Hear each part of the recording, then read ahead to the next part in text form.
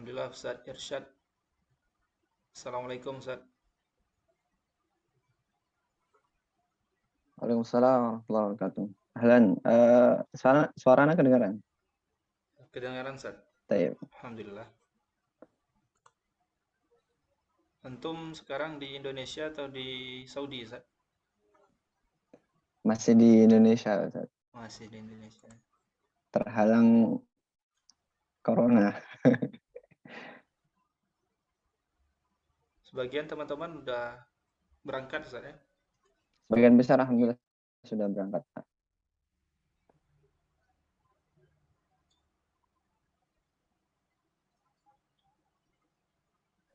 Baik, mungkin kita tunggu sekitar berapa 10 menit lagi Ustaz, biar banyak yang mendapatkan manfaatnya. Taib.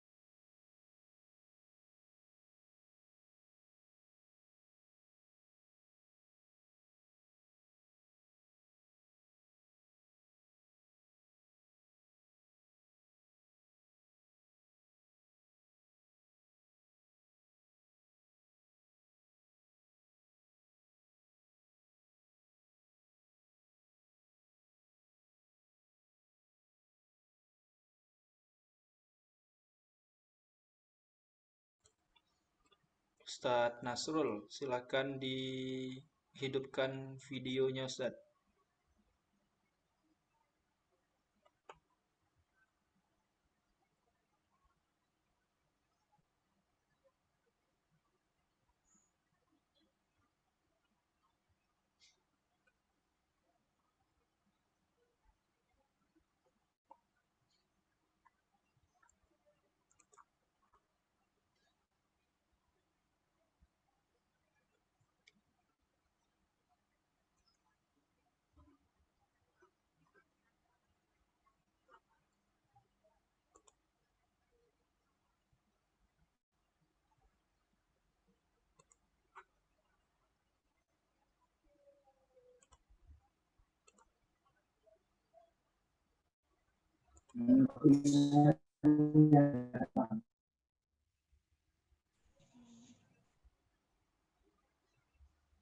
Ahlan Ustadz Husin Mahdi Al-Katiri. أهلا أهلا. Masya Allah. Khair Ustadz. الحمد لله بخير أستاذنا. إن شاء الله ننتظرنا.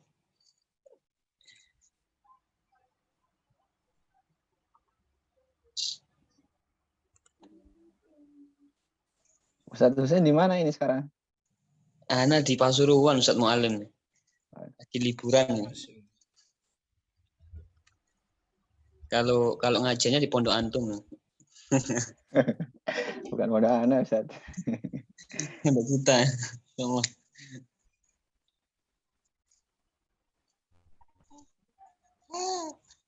Insyaallah Ustaz Rafael. Mudir nih.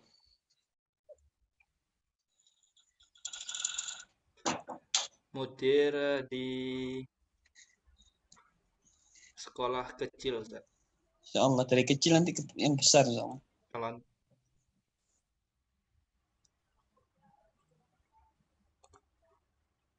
Masya Allah, ini ada Ustadz kita juga ini, Ustadz Abid. Ini Ustaz Kibar kalau beliau nih. Ustaz Abid ini Ustaz Kibar Masya Allah.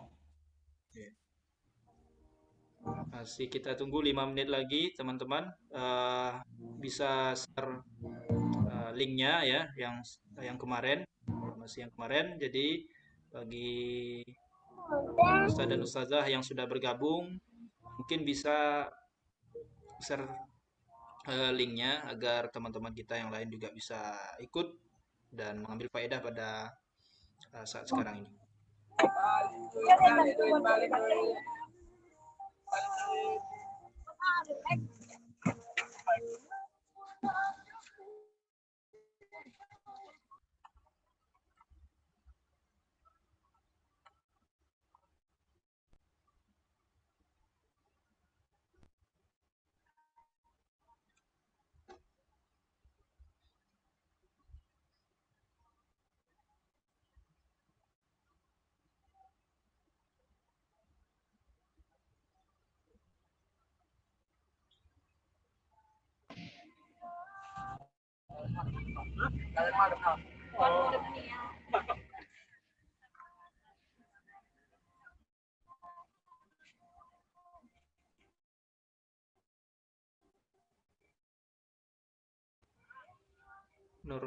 Nurfani Sofia ya, agar dimatikan dulu atau di-unmute-kan dulu. Lagi di perjalanan mungkin ya.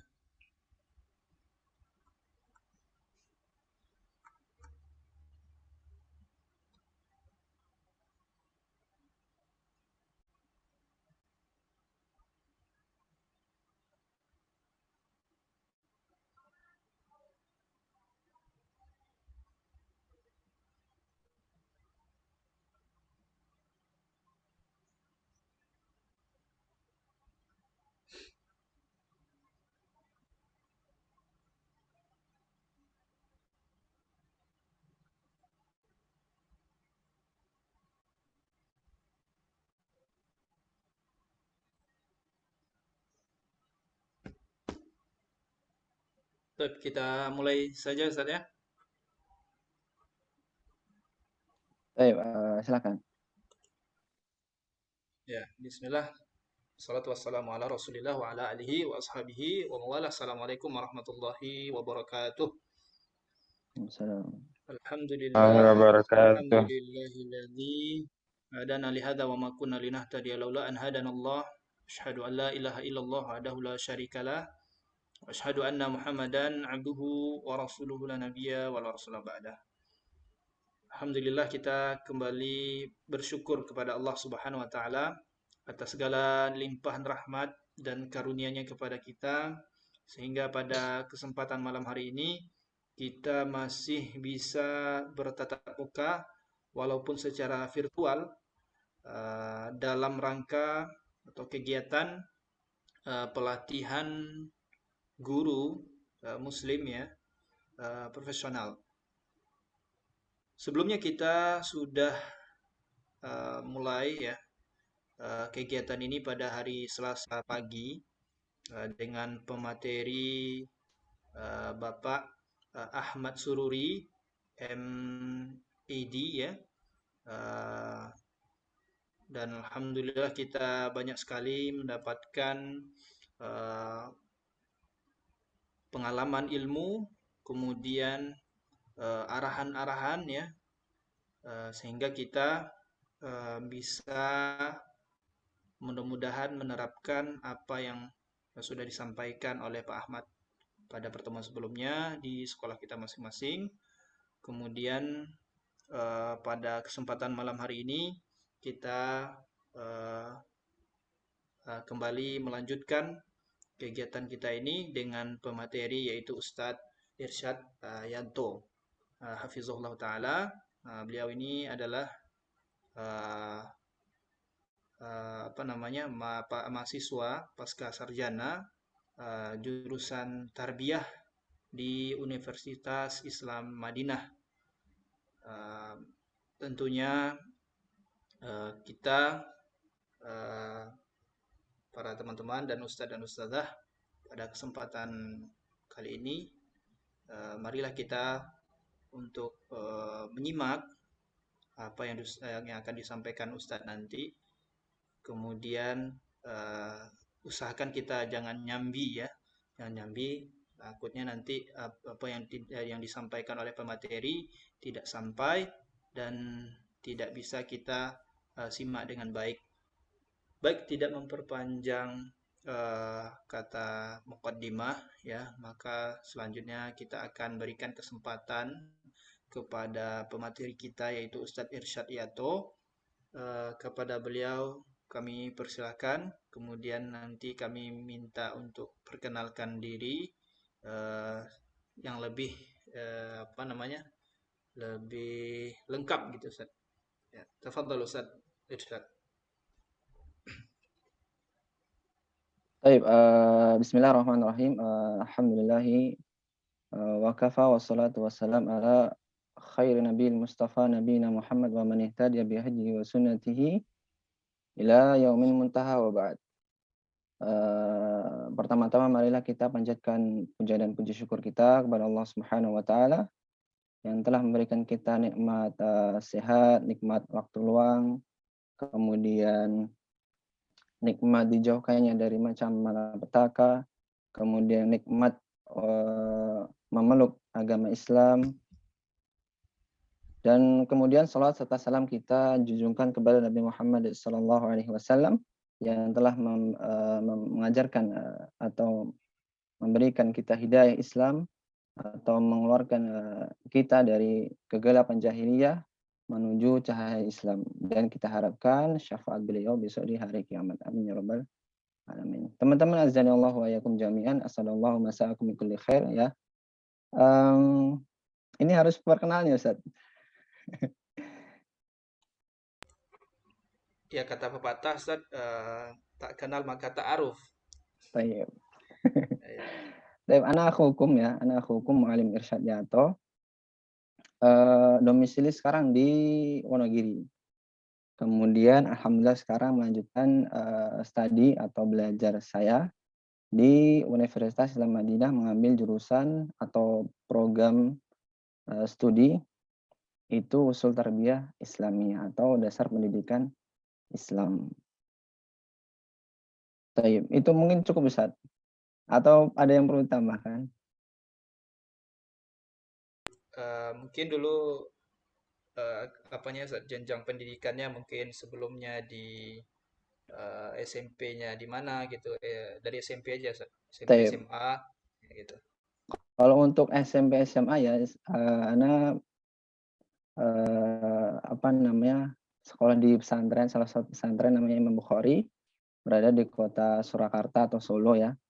Kemudian itu kurang lebih selama 7 tahun. Kemudian setelah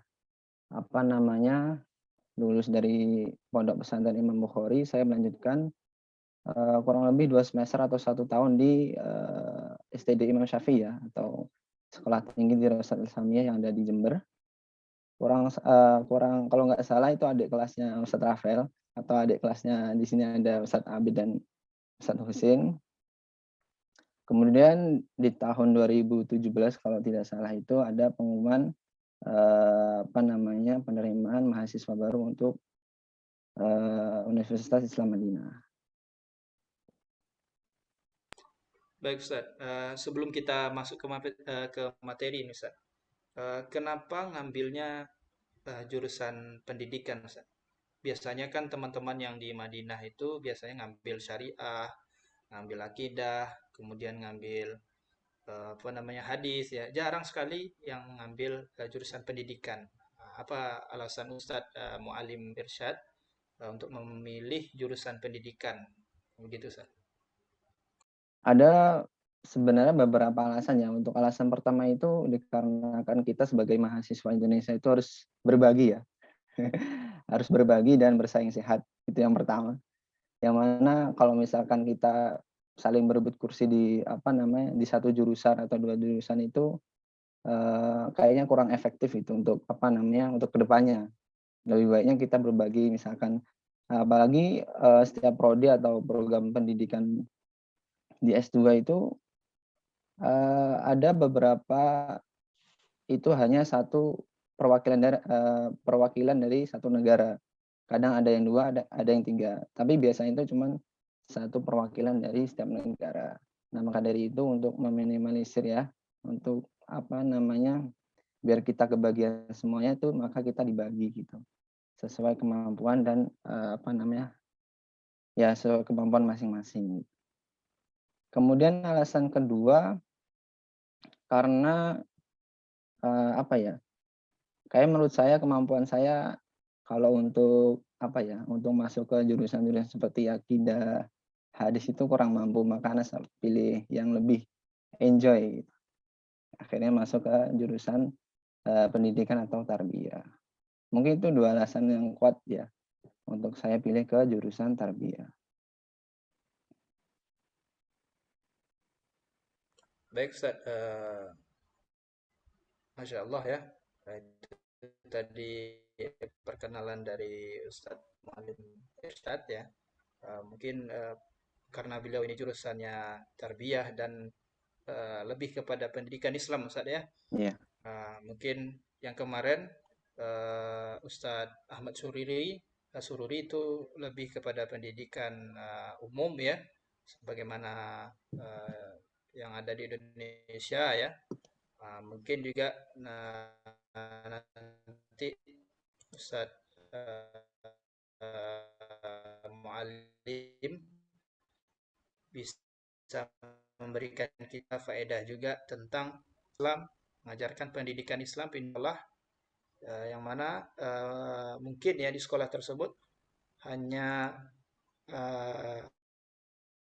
atau bisa juga guru-guru yang mungkin kemudian nanti juga kita akan apa namanya mengetahui lebih dalam juga mungkin mengenai ada kurikulum juga mungkin disinggung Ustaz nanti ya, bagaimana kurikulum. Baik, langsung saja kita masuk kepada materi yang akan disampaikan oleh Ustadz Muallim Irsyad Yato PA. Falyatafaddal lahu mashkura wa ma'jura.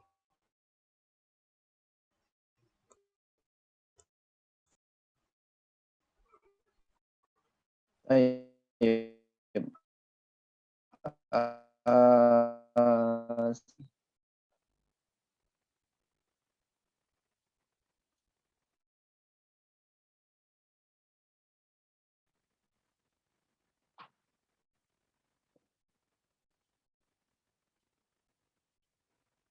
Baik, sebelumnya saya ingin bertanya, menurut teman-teman apa yang dimasukkan dengan pengajar atau guru profesional? Silahkan yang ingin jawab atau angkat tangannya dulu.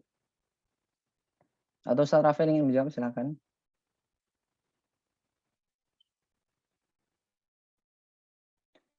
Apa yang dimaksud dengan pengajar? Silakan bagi Ustadz dan Ustazah dan rekan-rekan semua yang bisa menjawab, boleh dihidupkan apa namanya audionya, atau boleh juga di menulisnya di apa kolom komentar. Baik, silahkan Ustaz Ahmad Zikri. Bismillah Ustaz. Kalau menurut Ana ya pengajar yang profesional itu yaitu seorang pendidik yang mumpuni di bidangnya sehingga bisa menciptakan suasana kondisi kelas dan tercapainya tujuan pendidikan itu sendiri. Nah, Ustaz. Masya Allah.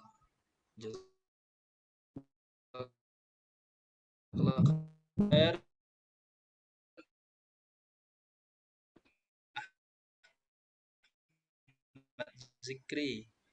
Itu bukan berarti apa namanya guru atau pengajar yang memiliki sertifikat atau statusnya sebagai yang kita ketahui sekarang itu kayak PNS atau PPPK atau P3K atau yang guru-guru sertifikat yang lain sebagainya. Sebenarnya makna daripada pengajar yang profesional itu kayak misalkan dia bisa melakukan atau melaksanakan pembelajaran dengan baik dan benar, ya. Kemudian apa namanya, dia entah itu di kelas atau di sekolahan maupun di luar sekolah atau di luar kelas itu dia masih apa mengajarkan nilai-nilai atau sebagai inilah apa, uswah atau qudwah atau suri tauladan. Jadi, apa namanya, dia bisa menjadi motivator, kemudian dia bisa menjadi, apa namanya, fasilitator, ya, yang memfasilitasi, kemudian dia juga bisa, menjadi pembimbing yang baik, atau, misalkan ada murid yang, mengajak ngobrol atau misalkan curhat, itu yang lain sebagainya, itu guru profesional atau pengajar yang profesional itu bisa mengemban amanah seperti itu, taib. Itu yang dimaksud dengan pengajar yang profesional. Jadi tidak perlu, teman-teman mempunyai sertifikat atau yang lain sebagainya, yang penting, teman-teman punya, skill ya, punya skill, bisa melaksanakan pembelajaran dengan baik dan benar dan lancar. Entah itu dari kita sebagai pengajarnya atau kepada murid-murid sebagai yang menerima pembelajaran tersebut. Baik.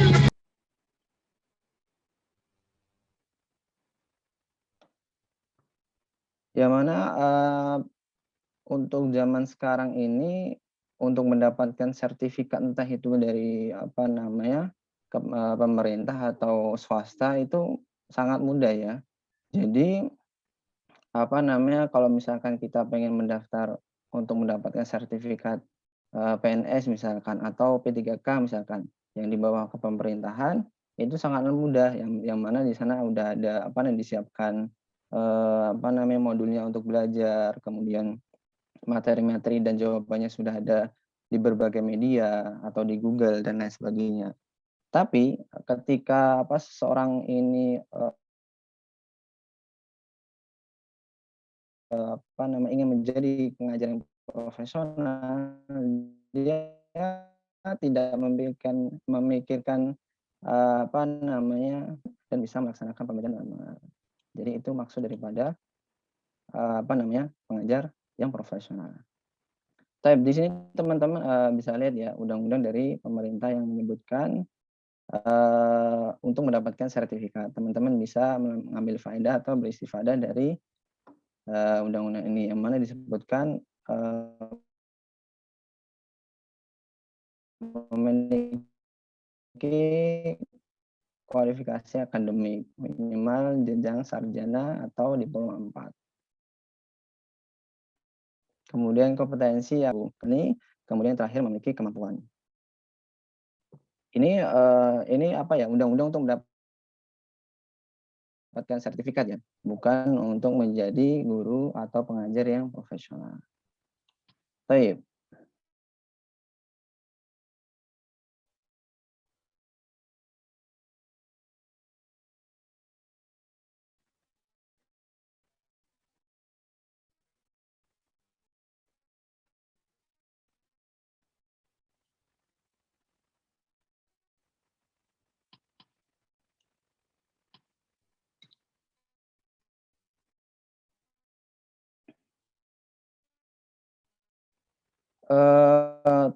Di sini teman-teman, saya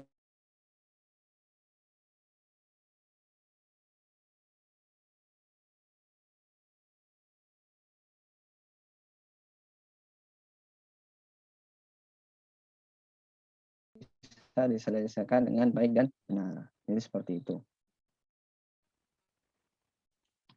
Baik. Ya, yang mana keterampilan atau kompetensi profesional ini, ada indikatornya yang sebagai berikut, yaitu menguasai materi pelajaran yang diampu, berikut struktur, konsep, dan pola pikir keilmuan. Untuk yang pertama, ada yang ingin menjelaskan atau ingin apa ya, berbagi pengetahuan tentang poin yang pertama?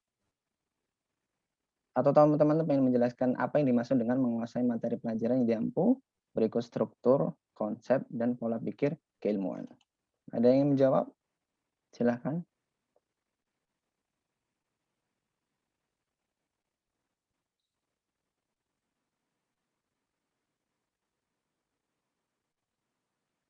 Di sini ada Ustadz Andi Laro, silahkan nih, Ustadz Andi.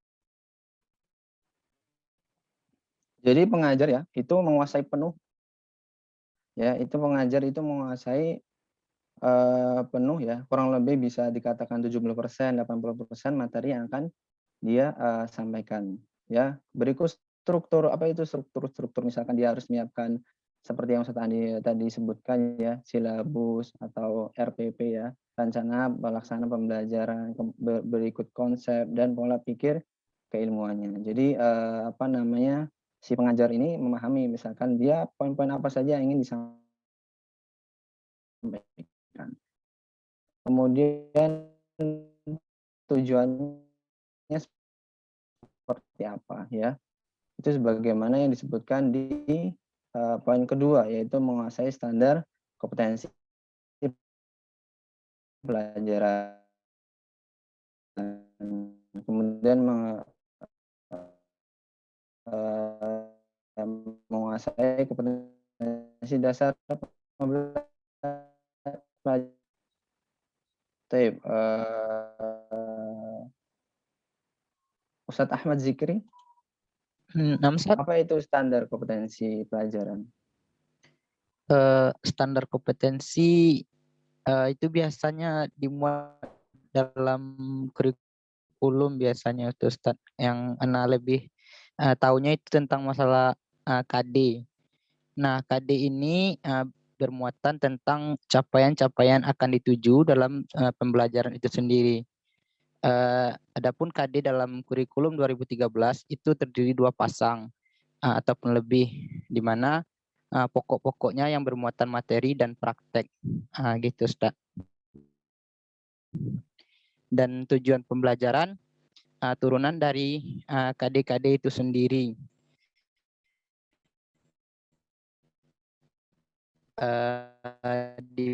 Dimuat rasional. Standar kompetensi pelajaran itu atau inilah apa namanya, kemampuan minimal yang harus peserta didik atau murid itu dikuasai ya. Jadi misalkan pada poin ini minimal peserta didik atau murid sudah menguasai ilmu ini atau poin ini. Kemudian keterampilan ini dan atau pengetahuan ini ya. Jadi itu tentang standar kompetensi pelajaran ya.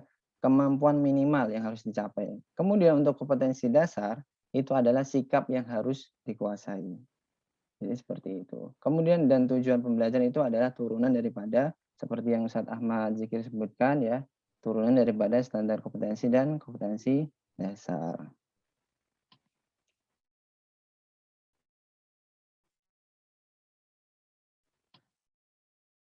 Kemudian selanjutnya ada mampu mengembangkan materi pelajaran dan mendalam bagi peserta didik.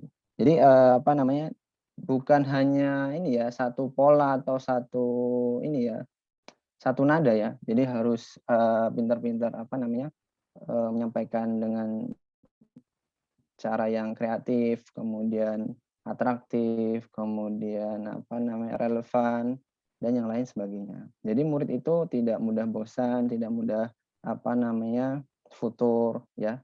Jadi seperti itu. Kemudian mampu bertindak reflektif demi mengembangkan keprofesionalan secara kontinu atau secara istiqomah atau terus-menerus.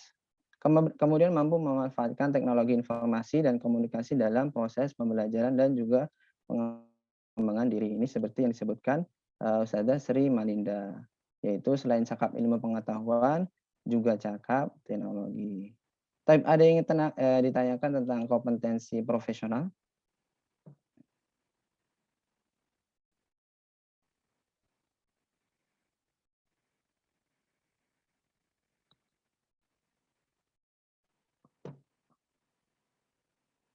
Silakan. Atau tidak ada? Silakan yang ingin bertanya.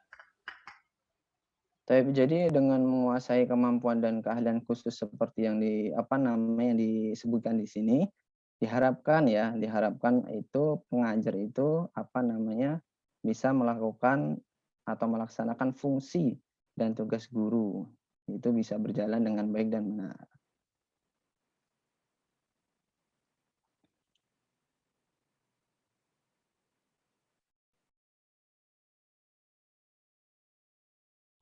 Baik, tidak ada. Baik, kita lanjut. Pedagogik. Sebelumnya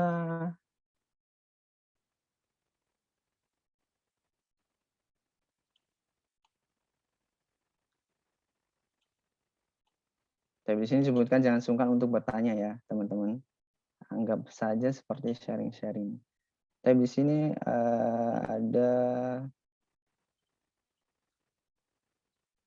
ini yang akhwat tidak boleh untuk open mic ya Ustaz.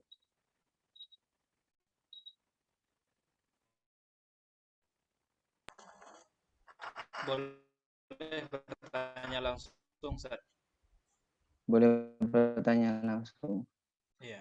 Kalau misalkan Anda yang bertanya berarti tidak boleh ya? Boleh, tapi ada Ustazah siapa ini? Lisa Merin. Apa itu pedagogi? Silahkan dijawab lewat chat bisa. Apa itu pedagogi?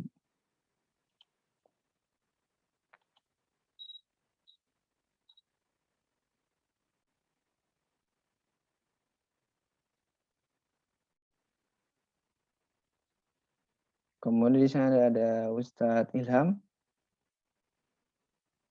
Silahkan dibuka mic-nya.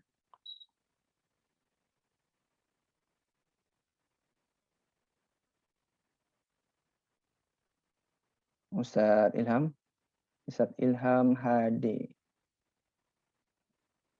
Apa itu pedagogi? Kok di sini sudah jawab?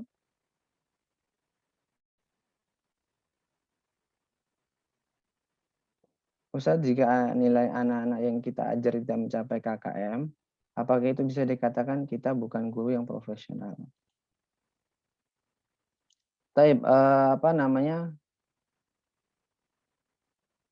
Untuk dikatakan guru yang berhasil dan tidak berhasil itu tentu ya setiap apa namanya instansi pendidikan atau sekolah itu biasanya mempunyai standar.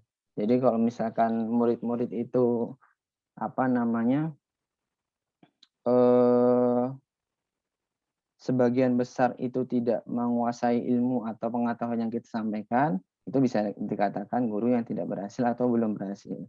Tapi kalau misalkan apa namanya daripada evaluasi kita mengetahui kalau misalkan anak-anak itu sebagian besar sudah mengetahui apa namanya pembelajaran atau pengetahuan yang kita sampaikan, dan itu insya Allah sudah dikatakan sebagai guru yang berhasil atau yang profesional.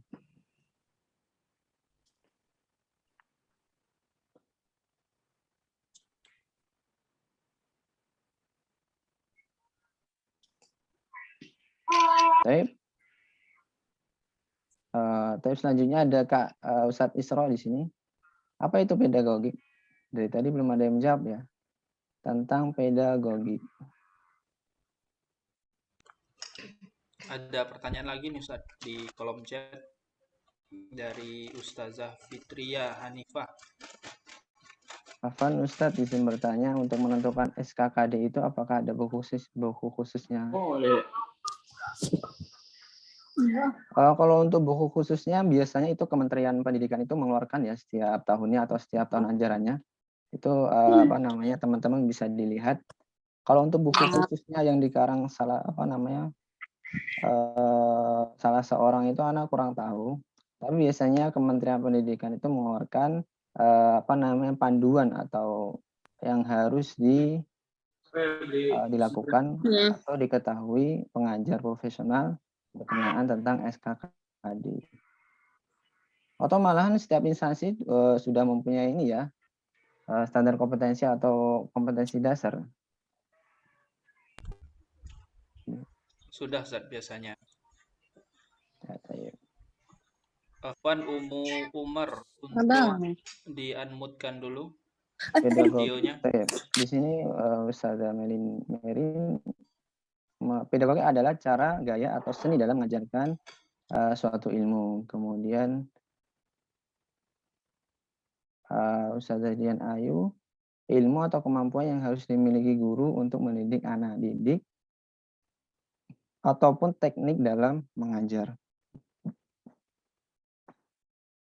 Taib, ahsantuma ya, jazakumullahu khairan ya. Pedagogi adalah kemampuan seperti yang dikatakan tadi adalah kemampuan bisa, kemudian seni bisa, atau keterampilan bisa, atau teknik bisa, teknik daripada guru yang bisa mengelola suatu proses pembelajaran atau interaksi belajar mengajar dengan peserta didik. Ini lebih ke ini ya, apa namanya, lebih eh, apa namanya, di kelas ya, lebih ke kelas ya, lebih daripada pelaksanaan daripada pembelajaran.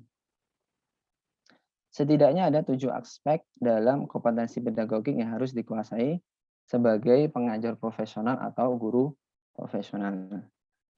Di sini disebutkan adalah karakteristik para peserta didik.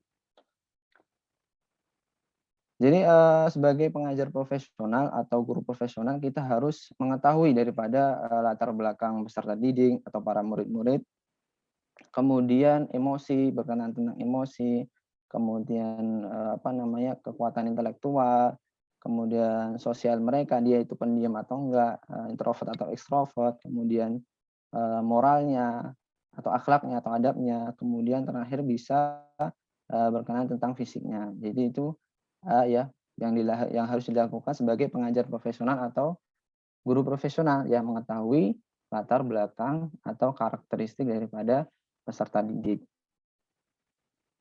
Kemudian yang kedua adalah teori belajar dan prinsip pembelajaran yang mendidik. Yaitu apa namanya, guru ini ya atau pengajar ini harus bisa menjelaskan ilmu yang ingin dijelaskan, atau misalkan poin-poinnya apa namanya, kurang lebih 80%, 70% itu sudah bisa disampaikan atau bisa dipahami oleh para murid. Entah itu berkenaan tentang teori atau materinya, entah itu berkenaan tentang prinsip dari pembelajaran tersebut.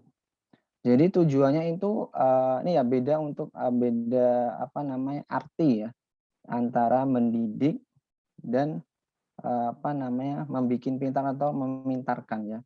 Kalau misalkan apa namanya, membuat pintar atau memintarkan itu sekedar dari segi intelektual ya, dari segi intelektual. Tapi kalau misalkan mendidik itu bisa dari segala aspek, keilmuan, intelektual, kemudian moral, kemudian sikap, attitude dan lain sebagainya. Itu yang dimasukkan untuk mendidik. Baik, di sini ada pengembangan kurikulum. Baik, di sini teman-teman ada yang ingin menjawab tentang maksud daripada poin pengembangan kurikulum. Silakan.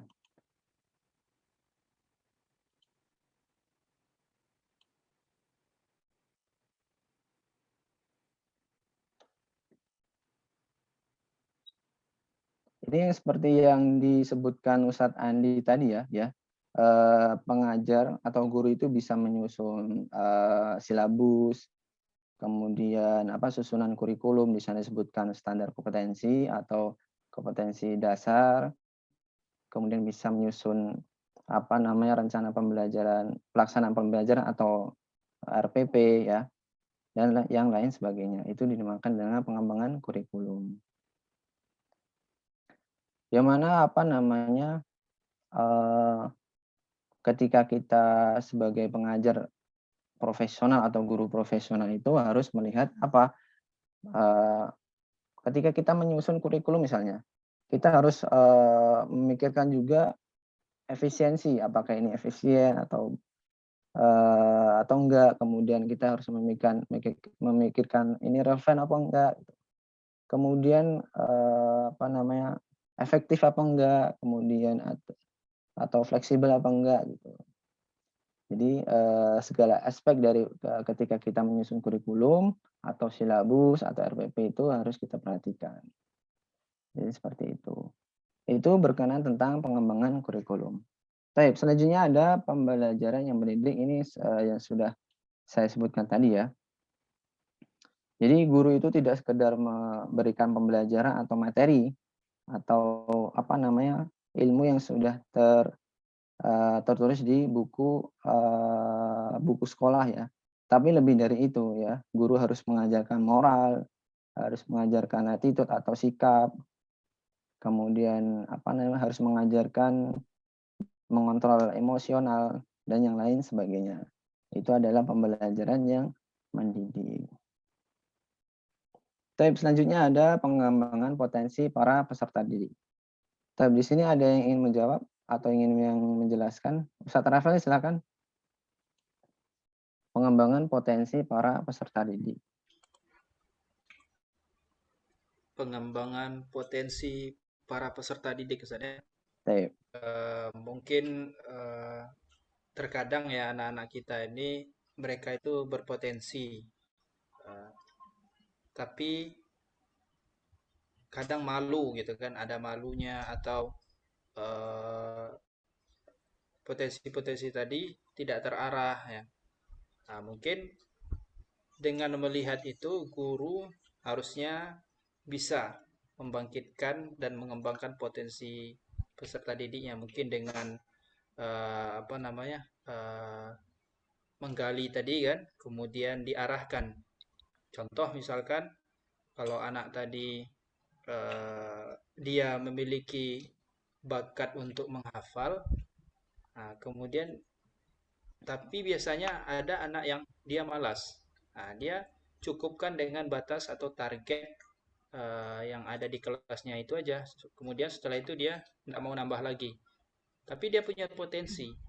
Anak-anak yang seperti ini coba kita motivasi dia, kita arahkan dia supaya potensi yang dia miliki itu bisa berkembang gitu, kira-kira. Santai jazakallah khair Ustaz Rafael. Jadi intinya daripada yang disebutkan Ustaz Rafael di sini ya, guru atau pengajar itu harus mampu menganalisis ya, menerka-nerka wah mana nih potensi yang bermanfaat atau bakal memberikan manfaat bagi si murid ini ya. Kemudian setelah kita menganalisis, kita harus menerapkan metode yang baik dan benar sesuai dengan bakat mereka ya. Jadi kalau misalkan disebutkan tadi Ustadz Rafael, ya misalkan si anak ini malas dalam menghafal tapi memiliki potensi ya. Berarti mungkin ada kita harus mencari cara lain atau metode lain yang yang pas untuk peserta didik tersebut. Itu tadi berkenaan tentang pengembangan potensi daripada peserta didik. Teman-teman azan yang Allah wa yakum jami'an. Kemudian selanjutnya adalah cara berkomunikasi. Kita ya tentu kita semua mengetahui kalau misalkan kita sebagai pengajar atau guru, komunikasi itu sangat penting ya. Komunikasi itu sangat penting. Yang mana kalau misalkan dalam hal komunikasi saja kita tidak menguasai, bagaimana kita akan menyampaikan pembelajaran dengan baik dan benar, atau minimal sekitar 60% 70% ya kita bisa menguasai keterampilan komunikasi.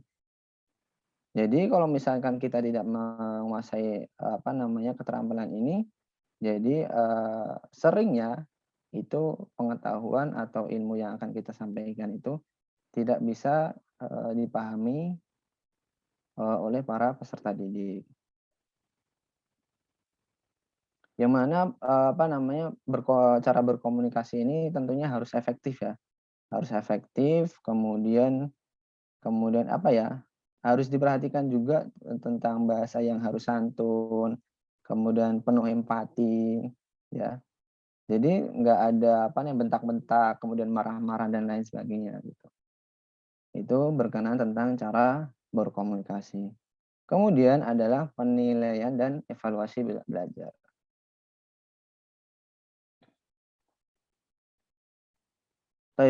Berkenaan tentang penilaian atau evaluasi belajar ini bisa dilakukan atau bukan bisa ya, tapi harus dilakukan berkesinambungan ya. Misalkan kita memiliki mata pelajaran akidah ya di hari Senin. Nah, setiap minggu, setiap pekan kita harus mengevaluasi materi yang sebelumnya. Kemudian pekan depan kita mengevaluasi materi sebelumnya, tentu dengan metode dan cara yang berbeda-beda. Ditakutkan kalau misalkan kita menggunakan cara yang seperti itu saja, itu akan dapat respon yang kurang baik daripada peserta didik. Itu adalah kompetensi pedagogik ya, yang bisa diperoleh melalui proses belajar masing-masing guru secara kontinu atau terus-menerus ya. Jadi itu adalah kompetensi pedagogik. Ada yang ditanyakan tentang kompetensi pedagogik?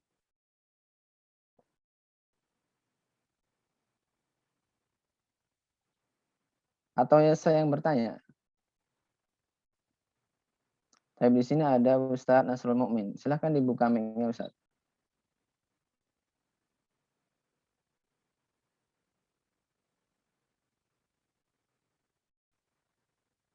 Ustadz Nasrul Mukmin.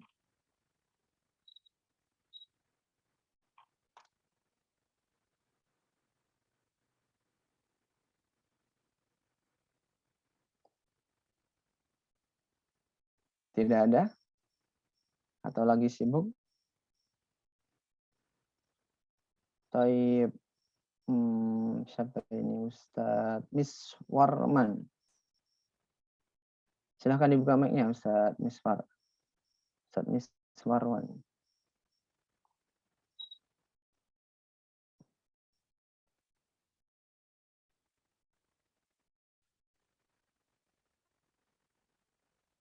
Pada kemana ini? Taib. Anda pindahkan ke Umuhanin, silahkan. Ditulis di chat, nggak apa-apa. Yaitu apa yang dimaksud dengan pembelajaran yang mendidik. Seperti yang saya jelaskan tadi, apa yang dimaksud dengan pembelajaran yang mendidik.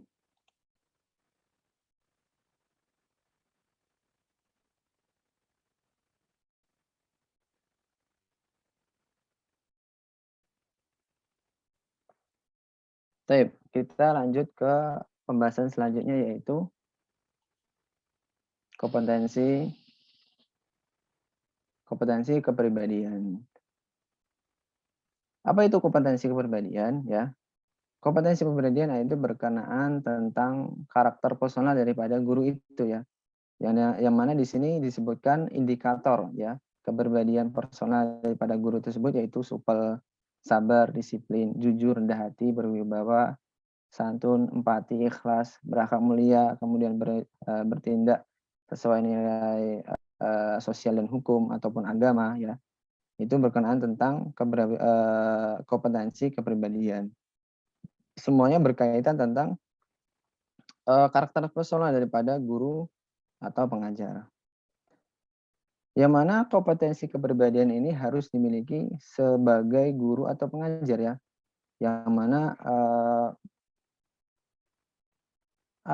kalau guru itu kan pengajar itu kan biasanya dijadikan contoh ya.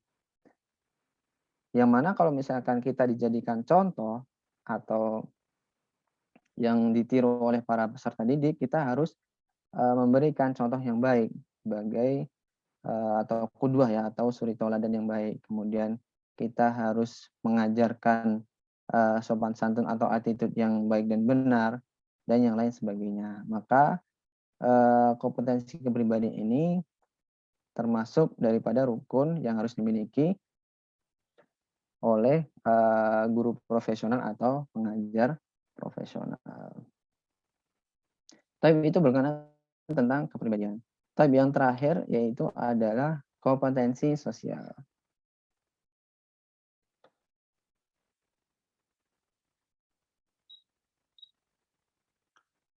Baik, Ustadz Andi Laros, silakan dibuka mic-nya.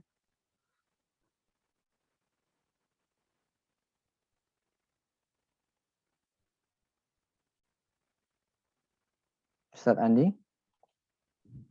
Saya Ustadz, bagaimana? Menurut antum apa itu kompetensi sosial, Ustadz? Ya, menurut Ana yaitu bisa berhubungan baik dengan internal maupun eksternal di sekolah. Dari segi ya dari berbagai macam latar belakang ya sara lah seperti itu. Mungkin itu. Barakallahu fiik. Iya, Bafikum jazakallah khair ya. Seperti yang Ustadz Andi tadi sebutkan, berkenaan tentang kompetensi sosial itu berkaitan tentang ini ya, keahlian atau keterampilan komunikasi daripada pengajar tersebut atau guru tersebut.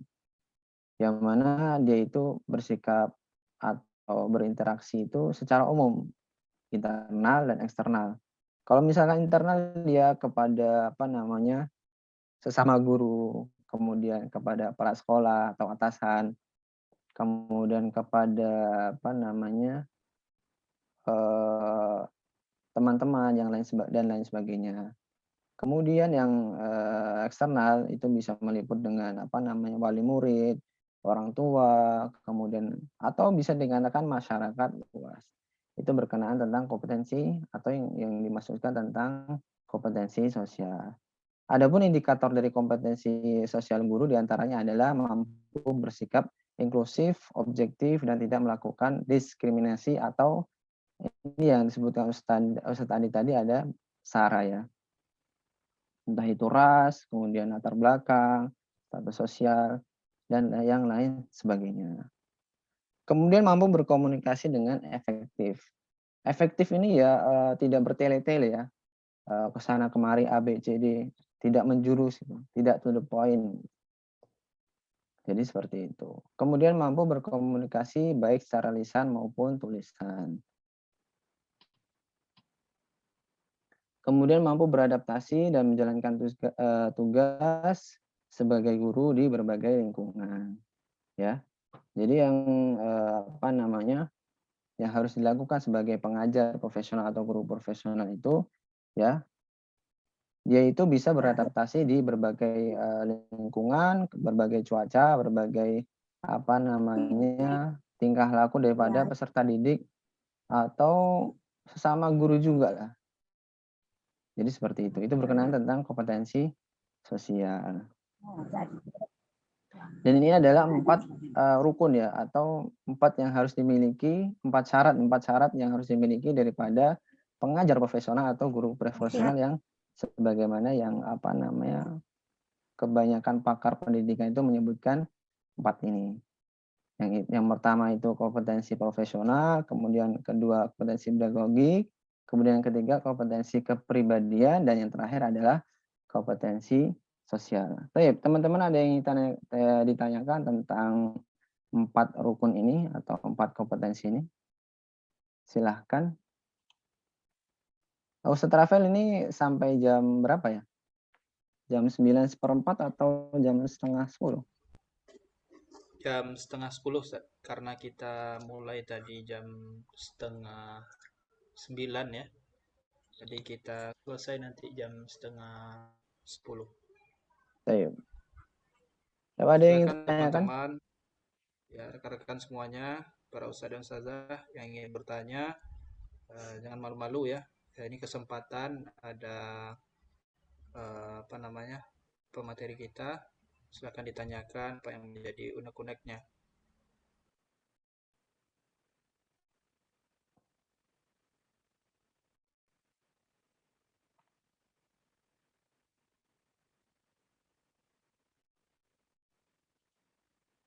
Silakan yang ingin ditanyakan. Atau kita lanjut saja.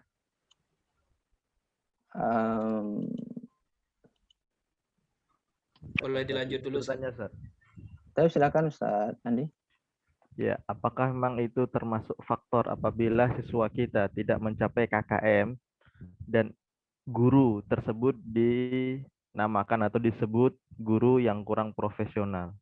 Apakah bisa disebut seperti demikian atau mungkin ada istilah yang lain? Baik, jazakumullah khairan. Barakallahu fiik. Baik, sebelumnya Ustaz Andi, apa itu KKM Ustaz?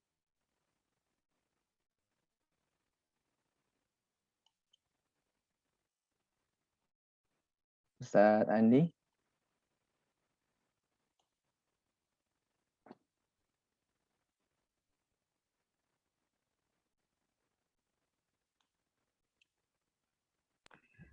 Naam, baik. Sebelumnya KKM itu apa Ustaz? Kriteria ketuntasan minimal. Jadi itu istilahnya minimal nilai kelulusan lah seperti itu. Sebagai guru. Nah, Baik. tadi kan ada yang tanya, ya kan ada di chat itu salah satu ustadzah mungkin yang tanya. Nah, jadi yang anak ini kan tanyakan apakah bisa disebut seorang guru yang kurang profesional ketika anak didik tersebut tidak mencapai nilai minimal ketuntasan tersebut. Seperti itu. Apakah memang salah apa faktor utamanya gurunya atau ada faktor yang lain? Baik, Ustaz. Baik. Barakallahu fiik. Assalamualaikum. Berkenaan tentang apa namanya peserta didik ya, tentu banyak faktor untuk apa namanya mengetahui apakah ini berhasil atau tidak berhasil, apakah kita dicap sebagai guru yang tidak profesional atau masih bisa dikatakan profesional ya. Apa namanya, seperti yang saya katakan tadi, daripada definisi daripada guru profesional atau pengajar profesional itu bisa menjalankan pembelajaran dengan baik dan benar. Itu semua aspek segala apa namanya sisi ya. Nah, ketika kita sudah melakukan pembelajaran dengan baik dan benar dengan memiliki bukti, murid-murid itu sebagian besar bisa memahami dan menguasai apa namanya materi yang kita sampaikan atau pengetahuan atau ilmu yang kita sampaikan, itu insya Allah kita bisa dikatakan dengan guru yang berhasil atau guru yang profesional. Tentu apa namanya melihat 4 dasar tadi ya, kompetensi profesional, pedagogi, kepribadian dan sosial. Berkenaan tentang misalkan ada 1, 2, 3, kurang lebih 5 ke bawah, ada peserta didik yang apa namanya tidak memahami pembelajaran. Yang mana ini kalau misalkan dipresentasikan hanya misalkan apa namanya 3% atau 4%. Kurang daripada 10%. Afwan. Kurang daripada 10%. Mungkin ini bukan dikatakan dari faktor kita sebagai pengajar atau guru. Mungkin itu ada beberapa faktor dari mereka yang menyebabkan mereka itu tidak menguasai atau tidak memahami pembelajaran yang kita sampaikan. Jadi seperti itu. Semoga bisa menjawab Ustadz Andi. Ada lagi?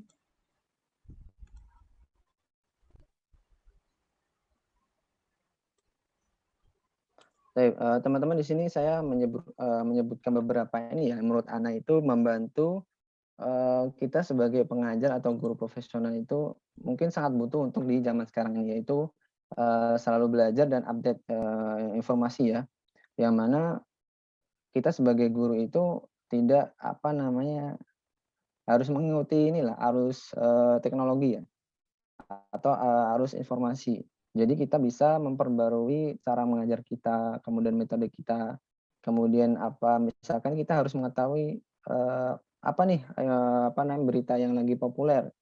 Misalkan salam dari Binjai. Ya mungkin kita bisa apa menggunakan istilah ini untuk apa namanya memberikan semangat atau lelucon ya. Jadi teman-teman bisa murid-murid itu bisa tambah semangat ketika belajar. Oke. Kemudian di sini ada disiplin dalam untuk ini ya selalu belajar dan update informasi ini berkenaan tentang apa namanya harus ini ya aktif di nggak selalu aktif tapi harus ini ya mengetahui apa saja yang sedang terjadi di apa namanya dunia maya atau dunia kita. Entah itu kita bisa menguasai media cetak ataupun elektronik, kemudian atau internet ya. Jadi seperti itu. Kemudian yang kedua ada disiplin dalam mengajar. Ini sebenarnya sudah termasuk daripada poin ini tadi apa namanya termasuk daripada 4 kompetensi tadi. Yang mana disiplin ini adalah termasuk kunci ya, termasuk kunci dalam keberhasilan dari seorang pengajar atau guru.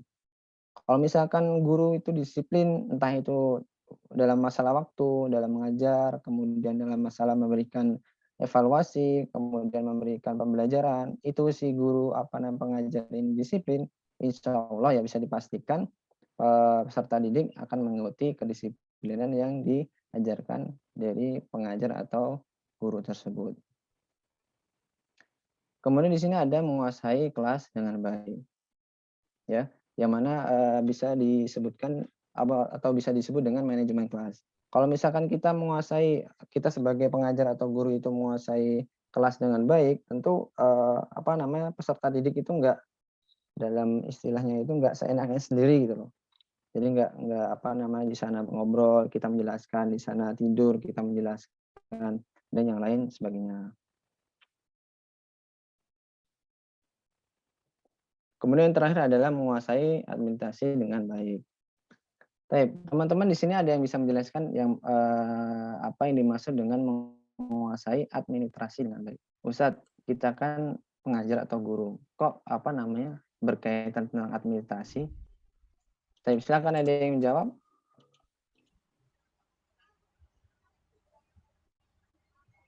Ada nih Akhi Ahmad Zikri. Silakan Akhi Ahmad Zikri untuk menjawabnya. Nah, Ustaz. Bismillah. Tentang menguasai administrasi dengan baik, seorang guru, kalau menurut Ana, Ustaz, hendaknya memahami tentang apa yang diperlukan untuk menunjang pendidikan itu. Di antaranya administrasi pendidikan yang diperlukan berupa komponen-komponen tambahan yang dibutuhkan dalam kelasnya untuk pembelajaran seperti dalam suatu sekolah dibutuhkan perpustakaan, kantin, juga WC, dan termasuk hal-hal yang menunjang lah, Ustaz. Ustaz. Ustaz. Santai jazakallah khair ya. Jadi itu berkenaan tentang penunjang daripada guru tersebut ya. Entah itu masalah internal atau eksternal ya. Yang mana administrasi dalam pembelajaran atau mengajar itu termasuk komponen yang penting ya. Yang mana guru harus mahir ya tadi seperti yang saya sebutkan harus mahir dalam merencanakan pembelajaran atau membuat RPP, kemudian atau membuat kurikulum dan silabus. Jadi dia bisa merencanakan dan mengetahui apa yang bakal terjadi atau yang dia lakukan nanti di kelas. Jadi seperti itu. Itu berkenaan tentang menguasai administrasi dengan baik. Baik, Ustaz. Assalamualaikum warahmatullahi wabarakatuh. Afwan Ustaz, tanya. Ana mahasiswa pendidikan di kampus umum, bisakah mengambil S2 di UIM jurusan terbit juga?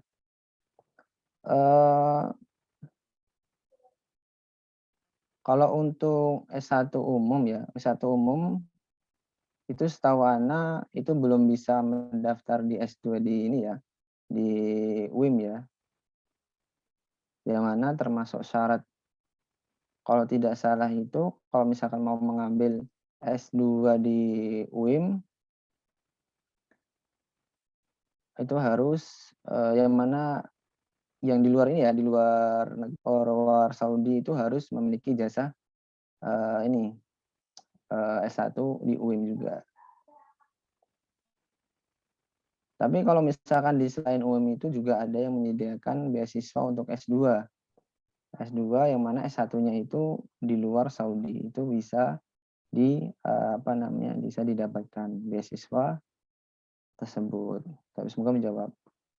Kemudian ada Ustazah Sri Malinda, pada kompetensi pedagogik tentang pengembangan potensi peserta didik di kelas dan di kelas kan siswa kita lumayan banyak, seperti apa standar atau ukuran kita menentukan potensi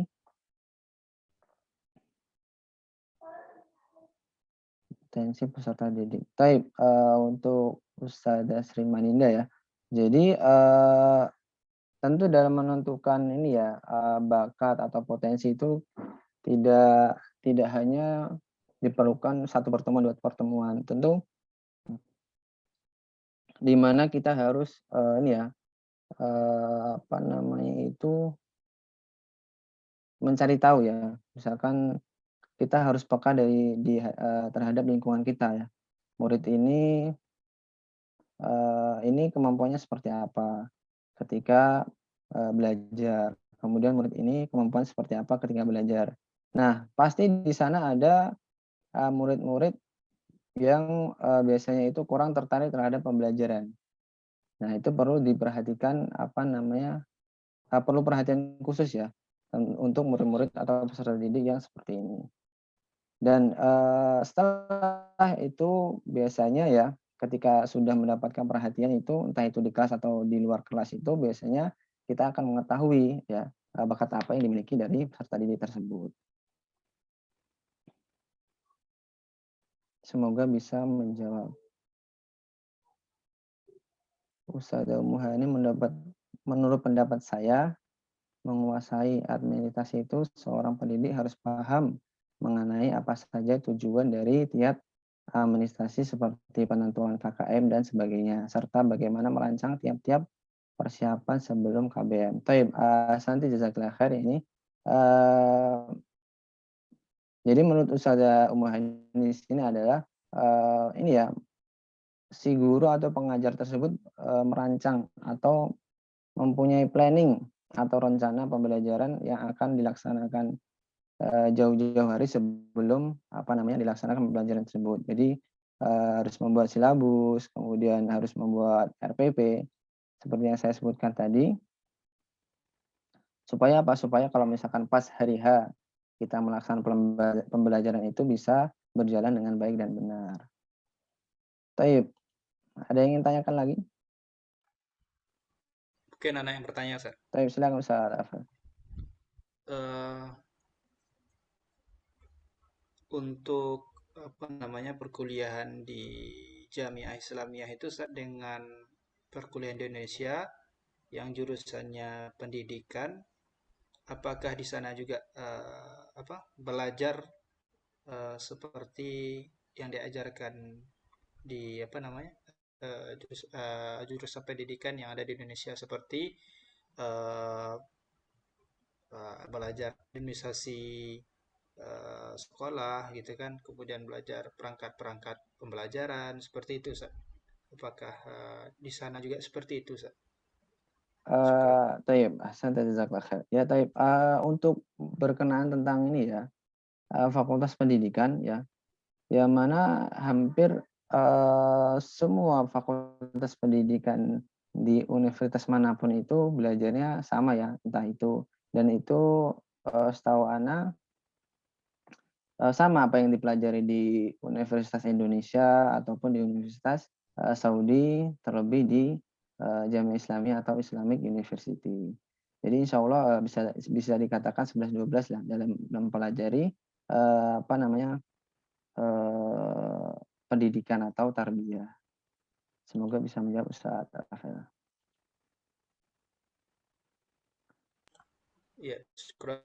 Satu lagi mungkin, Ustaz. Baik, silakan Ustaz. Mengenai KKM ini ya, ini memang menjadi problematika juga bagi kita para guru di sekolah ya, yang mana menurut anak pribadi ya, KKM ini istilahnya terkadang guru jadinya bohong gitu.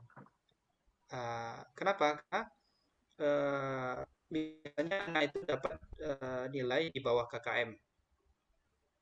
Kemudian ketika di rapornya itu sudah berubah aja sesuai dengan nilai KKM yang ada. Padahal anak ini biasanya belum diberikan pengayaan atau yang lain gitu. Kira-kira di dalam dunia pendidikan, Ustaz, apakah KKM ini berdampak yang tidak baik bagi anak didik gitu, Ustaz? Ustaz Rafael, ini kejadiannya sering atau hanya sekali 2 kali, Ustaz? Kalau kita lihat guru-guru kita mungkin biasanya seperti itu, Ustaz. Jadi misalkan dia ya mendapat nilai di bawah KKM gitu. Kemudian karena guru ini lupa atau tidak sempat gitu ya memberikan pengayaan kepada anak-anaknya. Akhirnya nilai KKM itu ya akhirnya nilai anak tadi dibuat nilai KKM aja gitu. Ada yang seperti itu.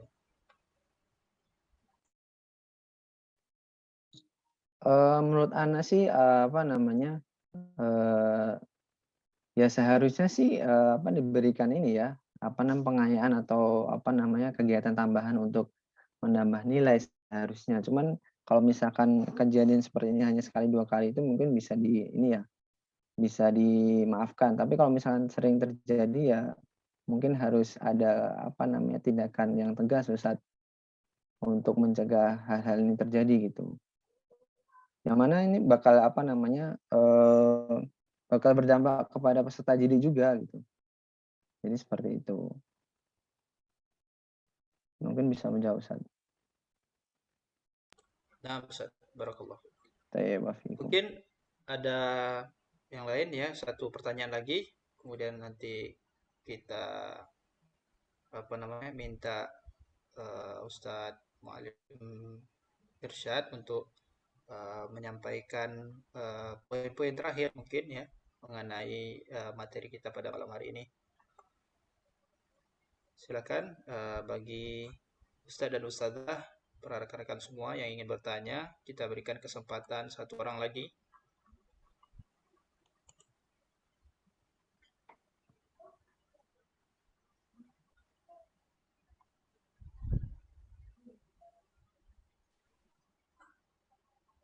Silakan yang ingin bertanya untuk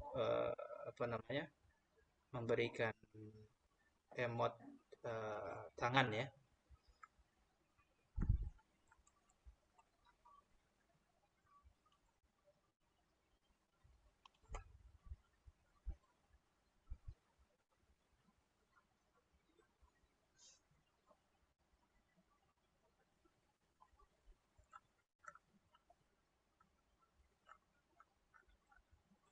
mungkin nggak ada Ustaz. Ya, sepertinya sudah paham semua Ustaz materinya. Semoga Ustaz. Iya. Mungkin Ana lanjut gimana? Ya, dilanjut Ustaz. Mungkin poin-poin poin-poin penting mungkin mengenai penanaman akidah atau yang lainnya. Silakan Ustaz. Teman-teman azanallahu wa iyyakum jami'an ya. Untuk poin terakhir yaitu cara menanamkan akidah ke peserta didik. Jadi Ana sebutkan cuma 3, ada 3 yang menurut Ana lebih mudah untuk dipraktekkan atau aplikasikan kepada para peserta didik. Yang pertama itu dekatkan mereka dengan kisah-kisah yang mengisahkan Allah Subhanahu wa taala. Jadi sebelumnya yang mana kita sebagai guru atau peserta didik untuk kita sebagai pengajar atau guru ya tentu atau guru muslim ya, kita diamanahi untuk melanjutkan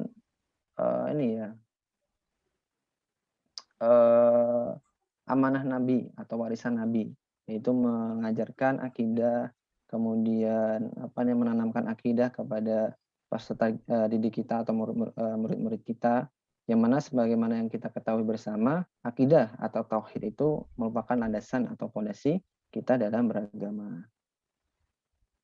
Yang mana itu juga tujuan daripada diciptakannya jin dan manusia, kemudian diutusnya para rasul dan nabi, itu untuk apa? Untuk menanamkan akidah dan tauhid.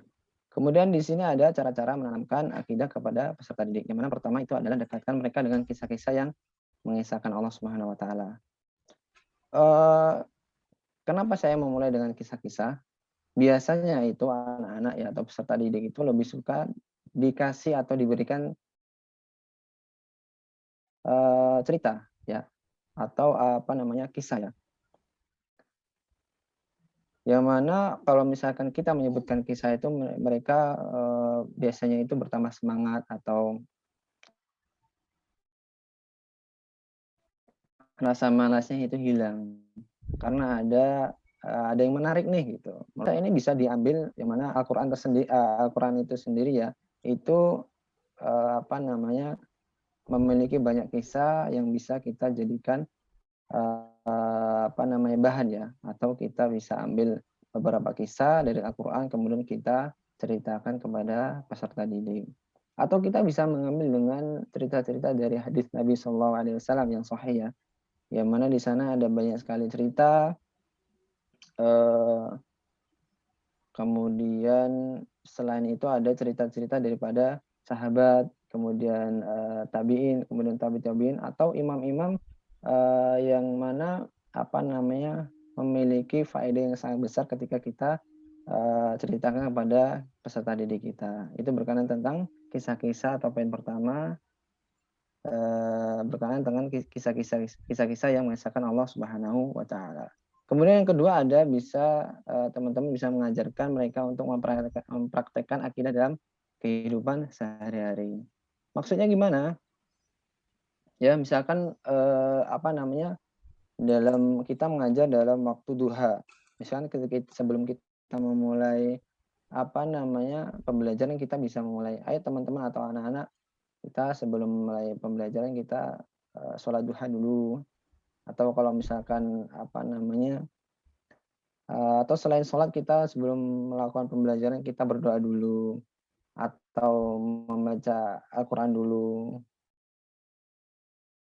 dan yang lain sebagainya, mempraktekkan akidah dalam kehidupan sehari-hari. Itu mungkin salah satu contoh ya, salah satu contoh untuk menanamkan akidah kepada mereka. Kemudian yang terakhir atau yang ketiga, mendorong mereka untuk serius dalam menuntut ilmu dengan mencarikan mereka guru yang kita anggap bisa memberikan frame atau suri tauladan yang positif dan islami bagi mereka.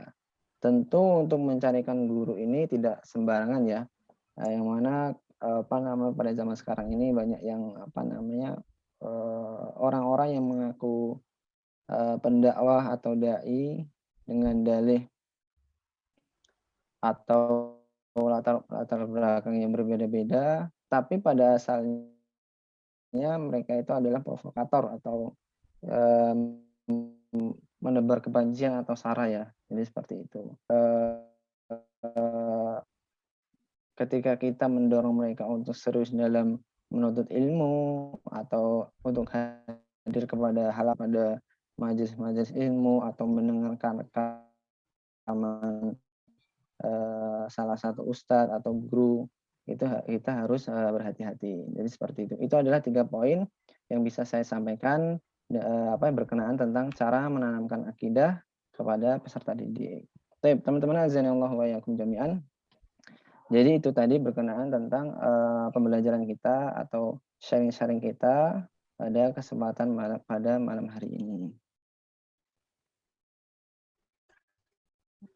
Baik, teman-teman ada yang ingin tanyakan sebelum kita akhiri?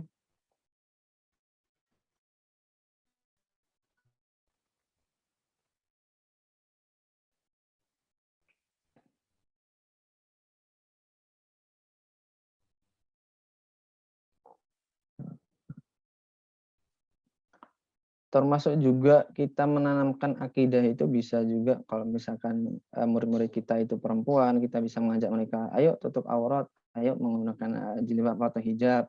Kalau misalkan peserta didik kita belum menggunakan hijab, kemudian kita mengajarkan kepada mereka itu apa namanya, tidak ikhtilat atau tidak bercampur gitu.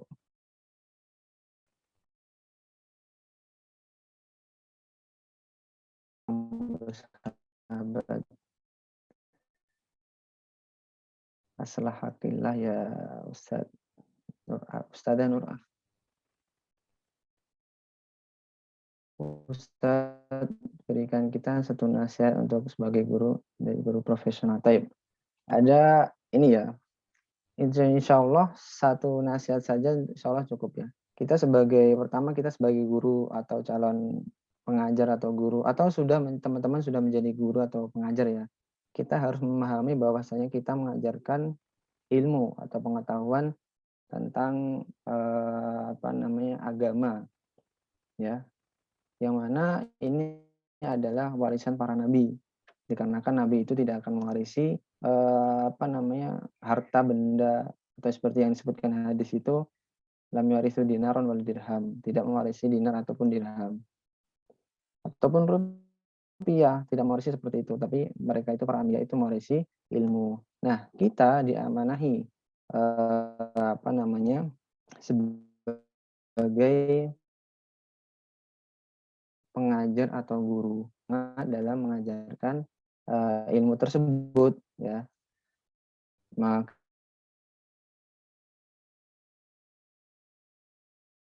dari itu yang mana di banyak tempat ya, pada zaman sekarang ini banyak doa ya, atau penyeru kepada keburukan, penyeru kepada provok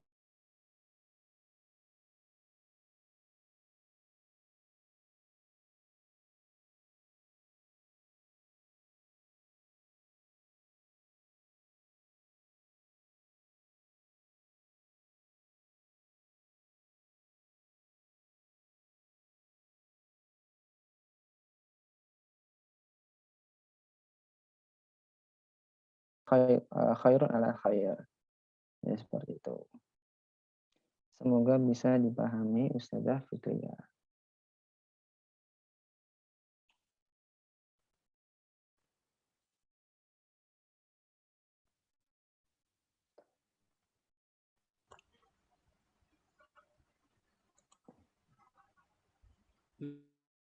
Baik, mungkin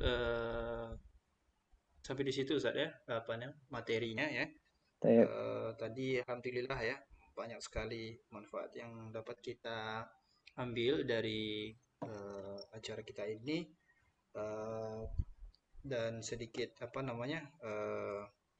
menyampaikan bahwasannya tadi untuk menjadi guru yang profesional kita harus menguasai beberapa kompetensi tadi teman-teman ya, para ustadz dan ustadzah, kompetensi profesional, kemudian kompetensi pedagogik ya, kemudian kompetensi kepribadian dan kompetensi sosial. Kemudian untuk jadi guru profesional juga kita hendaknya belajar ya saya, update terhadap informasi, kemudian disiplin dalam mengajar, kemudian menguasai kelas dengan baik dan menguasai administrasi dengan baik.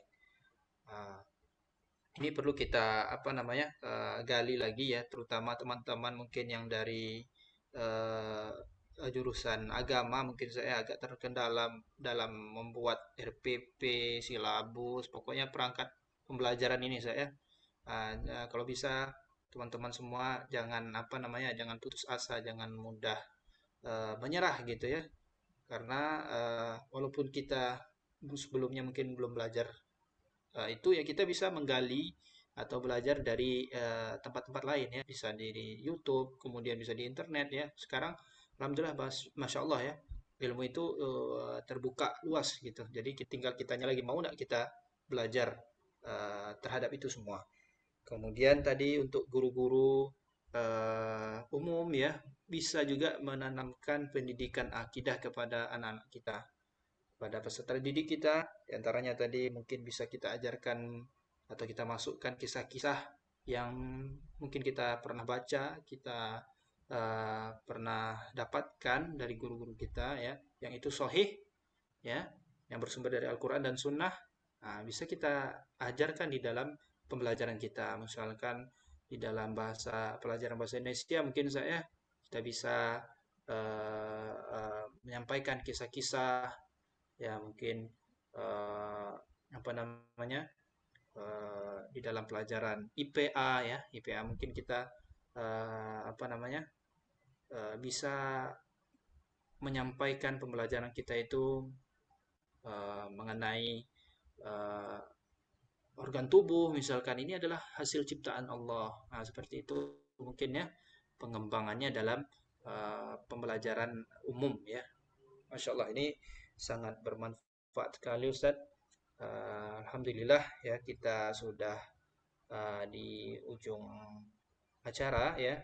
Mungkin kita akan bertemu lagi ya di hari Kamis dengan pemateri yaitu Bapak Ahmad Sururi MEG ya, yang insya Allah akan membahas mengenai perangkat-perangkat pembelajaran ya bagi teman-teman yang ingin mengetahui ilmu-ilmu tadi ya. Diharapkan untuk mengikuti kegiatan kita ini sampai selesai, dan jangan lupa informasikan kepada sanak keluarga kita, teman-teman kita, bahwasanya kita ada acara ini. Semoga lebih banyak lagi mendapatkan manfaat dari kegiatan kita ini. Barakallahu fikum jami'an. Mungkin ana akhiri dengan doa kafaratul majlis. Subhanakallahumma wa bihamdika asyhadu an la ilaha illa anta wastaghfiruka wa atubu ilaik. Wassalamualaikum warahmatullahi wabarakatuh. Waalaikumsalam. Waalaikumsalam.